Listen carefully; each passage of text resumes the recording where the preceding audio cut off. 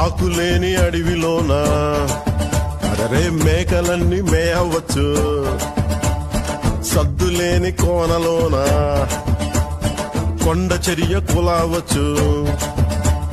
మాట దాటిపోతే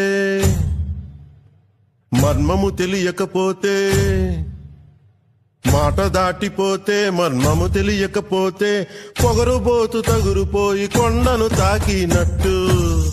అందుకే వీరమల్లు మాట చెప్తే వినాలి. మాట వినాలి గురుడా, మాట వినాలి, మాట వినాలి, మంచి మాట వినాలి. ఉత్తది కాదు మాట తత్తర పడక, చిత్తములో నా చిన్న ఒద్దికుండాలి.